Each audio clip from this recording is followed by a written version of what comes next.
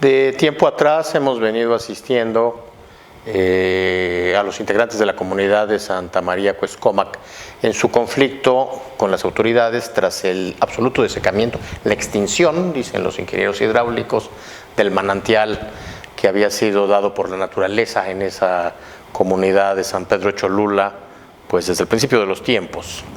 Finalmente, después de varias acciones intentadas, el día de hoy presentamos un recurso de reclamación por daño patrimonial del Estado ante este hecho de haber extinto por completo el manantial. Las aguas son competencia del dominio de la Federación según el artículo 27, párrafo 5 de la Constitución.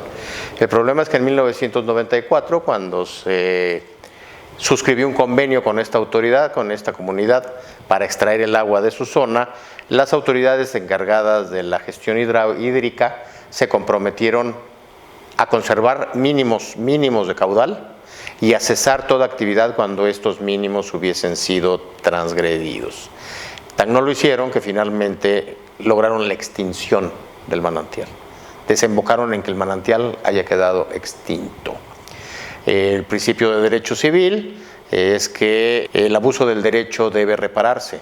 Si bien es cierto que las aguas son de competencia federal, había un convenio que se incumplió, la facultad de resolver las obligaciones está implícita en las recíprocas, dice el pacto comisorio tácito desde la época del Código de Napoleón, y además existe la noción en derecho de gentes, en derecho común, en derecho civil, de indemnizar por la explotación, por el abuso del derecho, cosa que sucedió en la especie. Hoy acabamos de presentar ante SUAPAP un recurso de reclamación de daño patrimonial. ¿Qué significa el daño patrimonial del Estado? El Estado está sujeto a responsabilidad política, los funcionarios, los servidores públicos, a la responsabilidad política, a la responsabilidad penal o a la responsabilidad administrativa por los actos en los que incurren. De tiempo atrás se señaló o se tenía el principio de que el Estado jamás actuaba de manera ilícita. En todo caso eran sus servidores públicos. La noción de responsabilidad civil del Estado era impensable en el continente y en la Gran Bretaña durante todo el sistema legal imperante.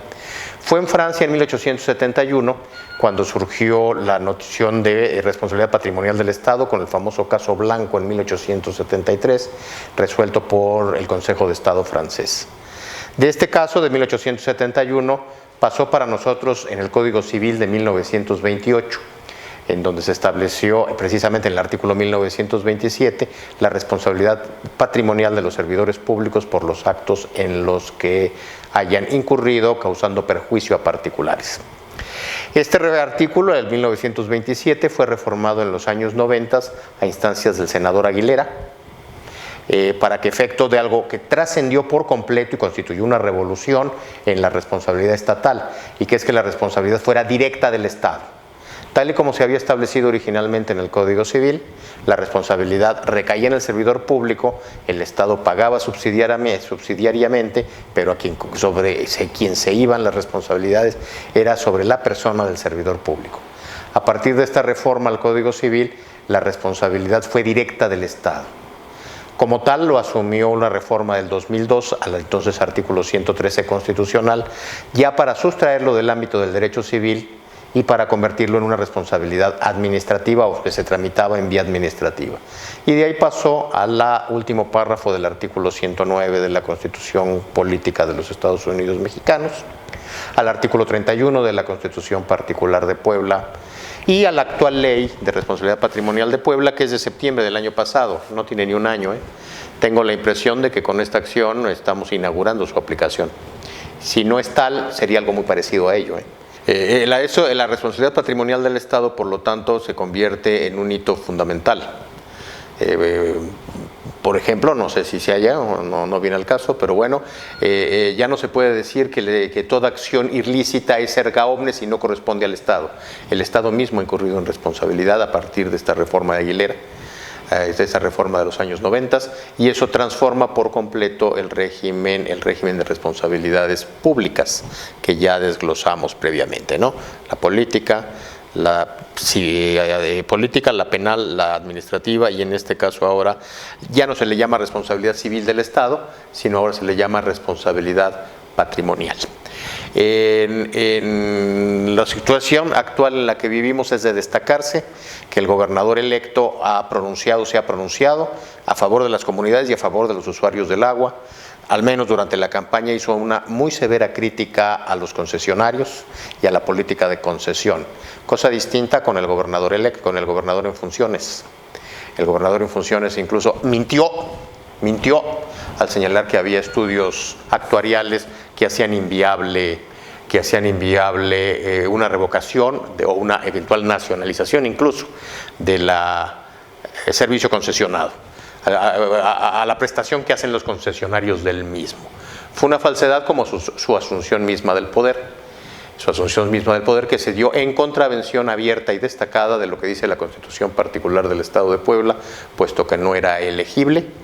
Pese a ello, pues se hizo votar siendo presidente de la legislatura por la legislatura misma, con lo cual también se incurrió en una responsabilidad política y eventualmente penal por haber logrado la confusión de poderes en uno solo, prohibido en el 116 constitucional.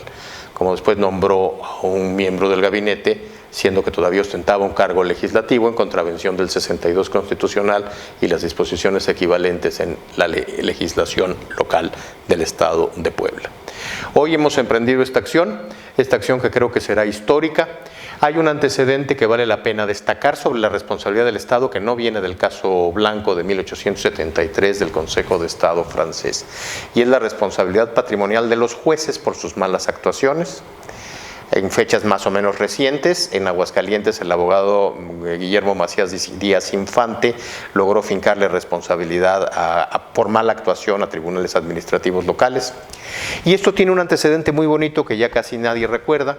Se preveía en el Código de Procedimientos Civiles del Distrito Federal de 1934, el famoso recurso de responsabilidad, que provenía de los comentarios de Mancera Navarro a la Ley de Enjuiciamiento Español de 1855.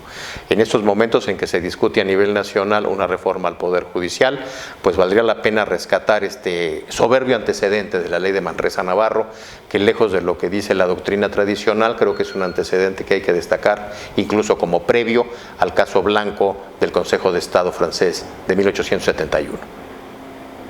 Muchísimas gracias y espero quedar atento y a las órdenes de todo aquel a quien podamos servirles en algo.